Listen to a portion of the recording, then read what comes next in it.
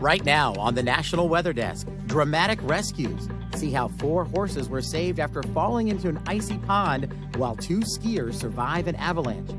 Also, the challenge of keeping roads clear of snow and ice with limited resources. We strive to make the streets in the city as safe as possible during the winter months. Are you ready for the arrival of the polar vortex? And that is when we get our major Arctic outbreaks. As Mauna Loa erupts in Hawaii, we'll look back on the destruction left behind by another recent eruption. We're on Kaupili Street, which is where my house was at. We'll help you separate fact from fiction while discussing some popular weather myths. There's a lot of science behind that. Now, it doesn't work 100% of the time. And we'll head to the frozen waters for a lesson on safe ice fishing. From our nation's capital, this is the National Weather Desk. And a very good morning and welcome to the National Weather Desk. I'm meteorologist Brian Vandergraff. We start today in the south where heavy rains continue to plague that region. This is what it looked like overnight in Memphis. Multiple rounds of rain are still once again possible again today. And then tomorrow, showers and isolated thunderstorms are expected across the region. Those storms will be felt across much of the Mid-South, including Arkansas and Mississippi. Another 1 to 3 inches of rain are a possibility, which could result in some isolated river and small stream flooding. Well, this morning, 2 skiers are doing well after getting caught in an avalanche earlier this week. It happened in Montana's Bridger Range. Avalanche experts don't know what triggered Monday's slide, but say the 2 skiers were not hurt. So far, this is at least the 3rd avalanche reported thus far in the Bridger Range this season. The risk for other slides is also rather considerable. This avalanche comes as a local resort, the Bridger Bowl ski area, gets ready to open on Friday. Well, winter operations are in full effect for street crews in snow-covered areas across Montana, but things are a little bit different this year. An early start to the season and a population boom are highlighting some critical needs. Let's get over to Missoula, where Videolo Dominic has more. As Montana's population keeps growing, so do the challenges to keep up. City departments are all feeling the bite of a fast-growing community, and trying to maintain our levels of service is sometimes difficult as we continue to grow. We can't be everywhere all the time. Right now, Missoula street maintenance is at an all-time high. Streets are important. They allow the community to thrive and prosper, get to work every day and do their businesses and take their kids to school, and they all have to use the streets. It's our job to maintain them and try to keep them safe. And also emergency services. As more people move to Missoula, it's becoming more challenging to maintain roads during winter. Hansel says he makes requests every year to the city council for more resources and help. Are you trying to get more equipment, more crewmen? How does that look? Probably one of my larger ones for the last several years is to request 6 additional FTEs, some additional plows, sweepers. It's close to $1 million. There is no easy fix or answer. Missoula has more than a dozen city departments. I see that city council, they have very difficult decisions and they have to prioritize all the city departments across the board, and I believe them to be a need now and have been for the last couple of years if we are to maintain our current levels of service. Hansel and the street department crews cover over 280 miles of roadways in the city. They have 19 plows and 33 employees. We strive to make the streets in the city as safe as possible during the winter months. We do our best with limited resources to accomplish those goals every day. Well, Mauna Loa may be the world's largest active volcano, but is one of the 5 that make up Hawaii's Big Island. And it's not the only one that currently erupting. In fact, Kilauea is also rather active. Back in 2018, lava flows from Kilauea wiped out everything in its path, including in a complete neighborhood. Reporter David Culver shows us what the community looks like now. We're on Kaupili Street, which is where my house was at, and it's that way, on the opposite side of the subdivision. Dorothy Thaw invited us to where her home now sits, buried under 60 feet of lava. You can see a metal streetlight fused into the rock. 4 years after Kilauea did this to her Leilani Estates community, she still walks it as though she's on her old street with her old neighbors. When you have something like this, I assume you're all dispersed after that. Yeah, we lost that sense of community, and it's what we lost, in addition to the homes. Mauna Loa's eruption, an emotional trigger for Dorothy and others, forcing the trauma from Kilauea back to the surface. The 2018 lava flow wiped out more than 600 homes here, some untouched, but left lava-locked An island within the island. Dorothy showed us this video she captured a few weeks back, trekking over lava rock, helping friends gather the last of their belongings from their home. The reminders of devastation here, hard to miss. This was a home. They evacuated the second night, and I believe it went under the third night.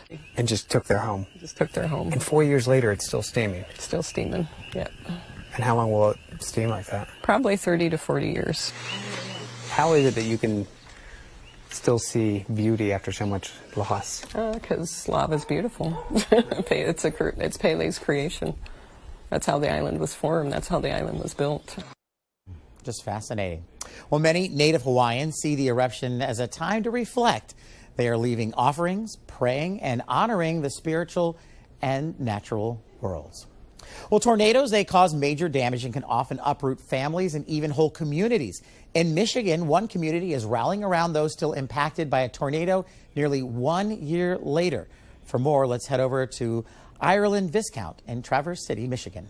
The EF3 tornado hit Gaylord May 20th, destroying everything in its path. After the storm, residents began trying to piece their lives back together, many with the help of the Gaylord Long-Term Recovery Group. The group assisted about 500 people with the help of more than $1.5 million in donations from across the country. The donations were reinvested back into the community by helping with rent and repairing homes. And we were able to get it into the hands of the people that needed it most. So it feels like we're doing our job, and we're really thankful to be here. Despite more than half a year of time passing, many properties look as they did moments after the tornado. As rebuilding, cleanup, and healing continues, the recovery group is hosting a holiday open house for tornado survivors in hopes of spreading Christmas cheer. Just to kind of maybe take the edge off, or just something to feel good. Just because they've had a hard 6 months or so. Everyone is invited to come together and talk about this experience. It was traumatic, and we want people to know that we're there for them, and let's learn together and recover together. Well, now onto an ambitious goal that spans quite literally across the universe. Researchers are asking the public to help them identify galaxies for a more comprehensive view of the universe. And all it takes is a few clicks on your phone.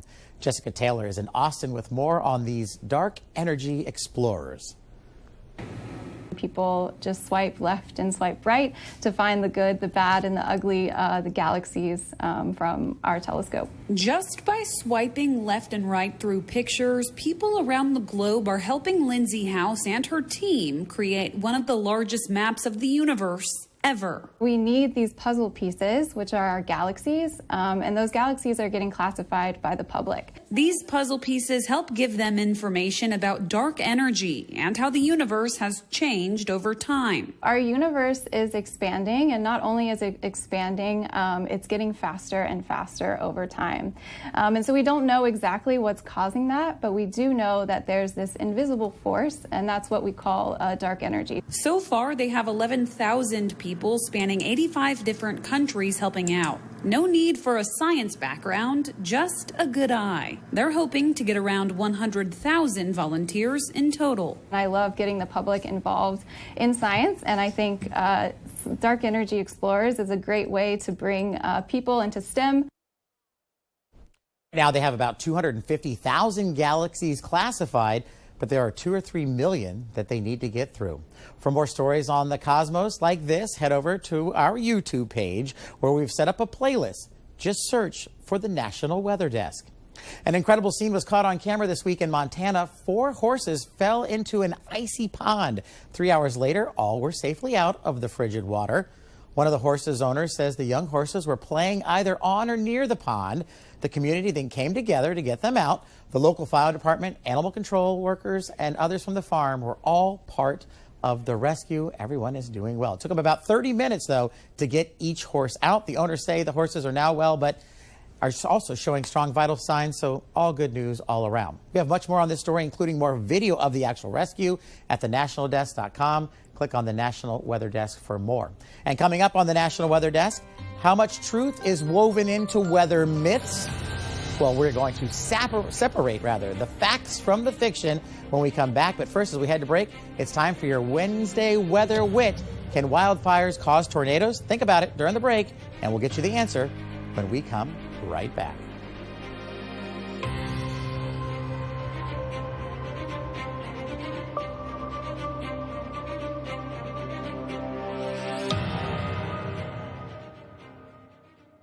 Good morning, everyone. I'm meteorologist Charlie Lopresti with a look at the Northeast. We have some wet weather out there for many of you in the Northeast today, particularly in New England. We have some solid downpours moving through.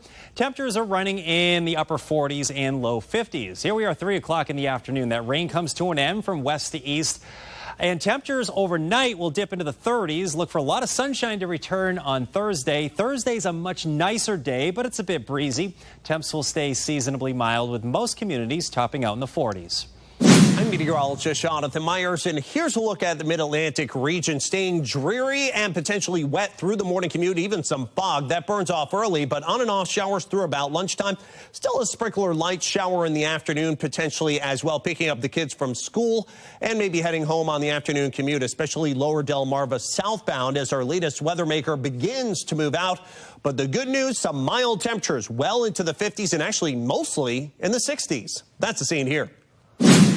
Good morning, I'm meteorologist Michael Ehrenberg. Here's a look at your Southeast regional forecast for this Wednesday. Slow-moving wavy frontal boundary bringing lots of showers and storms to residents of the central Mississippi Valley, northern sections of Mississippi, into Tennessee and North Carolina, and into southeastern Virginia, as far south as about the Atlanta area. Other than that, it'll be warm out there. Temperatures in the 60s in the rain-cooled areas like Nashville and Raleigh, 70s for much of the Gulf Coast, 80s for Florida.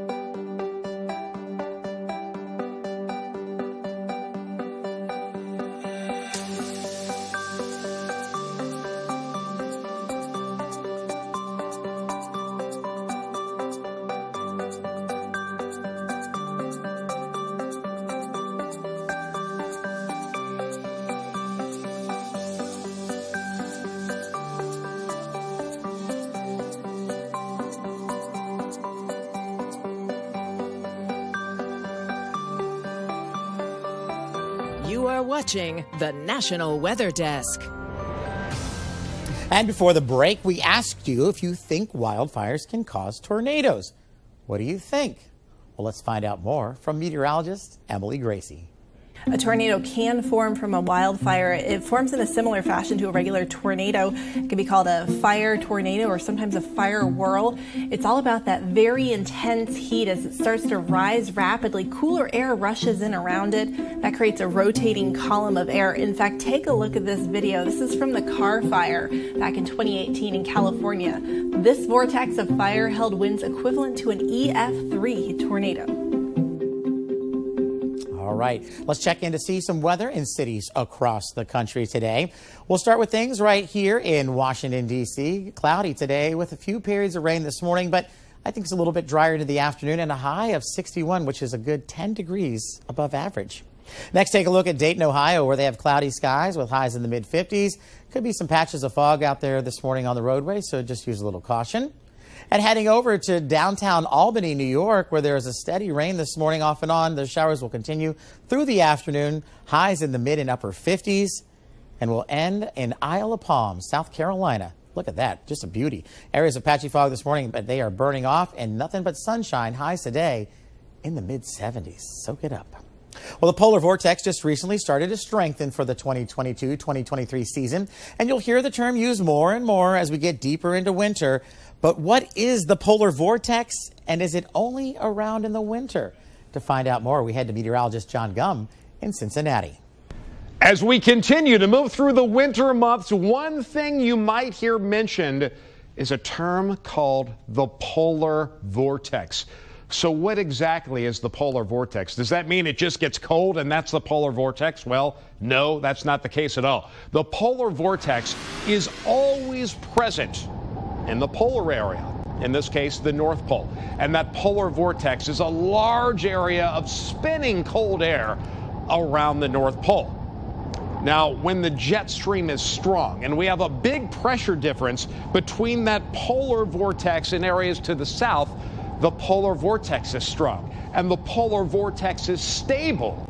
And that means the cold air remains locked to the north in the polar regions and across Canada. However, when the polar vortex gets unstable and the jet stream weakens, a piece of it can actually break off and move south over the continental United States. And that is when we get our major Arctic outbreaks. So a weaker polar vortex means more cold heading south into the United States. A stronger polar vortex keeps all of that cold air locked up near the North Pole and into Canada. So when you hear that term polar vortex this winter, just remember it's always present. But when that jet stream weakens, when the polar vortex gets unstable, that is when we could see the Arctic air moving south. Well, we've all heard common folklore when it comes to weather. Some are sillier than others, but is there any truth to them? Our Emily Gracie spoke to Alan Seals to break down facts from fiction when it comes to weather myths. Red sky at night, sailors delight. Red sky in morning, sailors take mourning. There's a lot of science behind that. Now, it doesn't work 100% of the time. When you get a big storm coming through, especially with the cold front, as that cold front sweeps to the east and the clouds break and clear from the west, in order for the sky to go red, the clouds are hit by the sunlight, especially from underneath. You get a big orange or red tint, and that simply tells you the weather to the west is clear. So red sky at night, sailors delight. It's because the clear weather is coming in behind the clouds. Now, the opposite of it doesn't work. From my experience, it doesn't work as well as the red sky at night. Do toilets really have water going the opposite direction in the southern hemisphere? I can tell you that the flow of water in a toilet is based on the design of the toilet, which way those little jets are pointing. So meteorology does not control the flow of water in a toilet. No Coriolis in our toilets. Okay, No. Got it.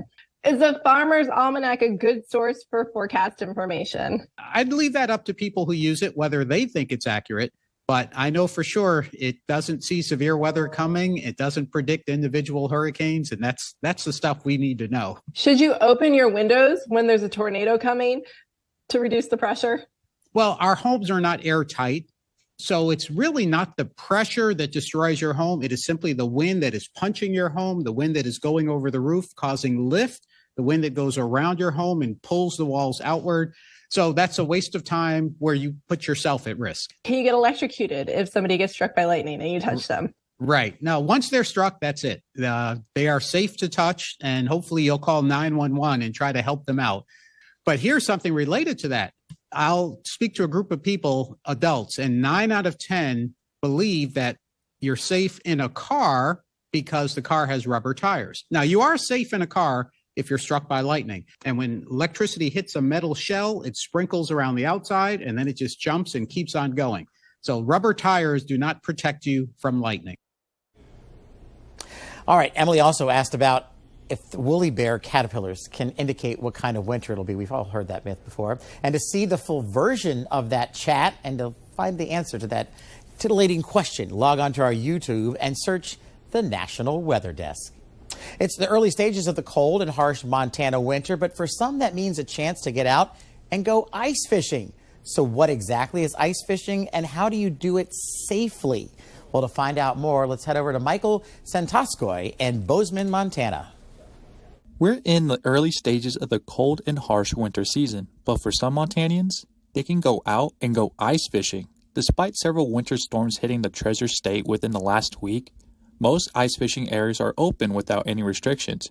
But Montana Fish, Wildlife, and Parks officials say it's always a good idea to double-check regulations before heading out. Make sure you know the regulations for each water body, whether it's a time of year restriction, and what the limits are for how many fish of a certain species you can catch in that area, as well as the gear and the tackle regulations that may be in effect. While a plethora of snow won't affect the thickness of ice, temperatures will. Jacobson urges people to monitor the weather leading up to their ice fishing trip to make sure temperatures are just right to go out and ice fish. So what you're looking for is good cold temperatures for consecutive period of time. Before you venture out on the ice, you want a solid 4 inches of thick, clear ice to make sure you're not going to fall through. A good way to test that is to drill test holes into the ice and to make sure to monitor the thickness of ice so you'll be good to go. To list off a few ice fishing locations, there's Highlight Reservoir, Flathead, and Fort Peck Reservoir. Jacobson also reminds ice fishers to dress for the weather and suggests going with a friend or a group of people and make sure someone knows where you're going.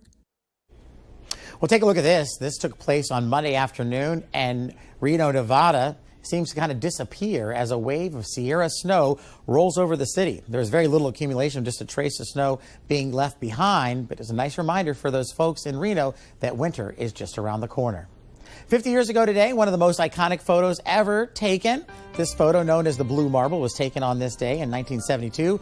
Clouds swirl over the African continent and the South Polar Cap pops against the deep blue of our oceans. That photo was taken about 28,000 miles from Earth as Apollo 17 made its way to the moon. We'll be right back.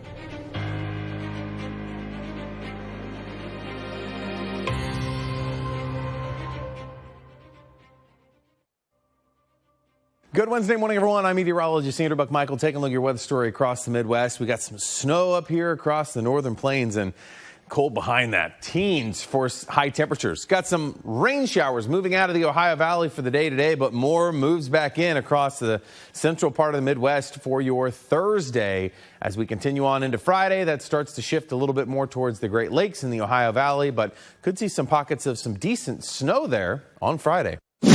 Good Wednesday morning to you. I'm meteorologist Chris Suchet. Look at our forecast today across the region, starting off with some cloudiness, mild and humid, with a few sprinkles and showers stretching across northeast Texas into Arkansas this afternoon.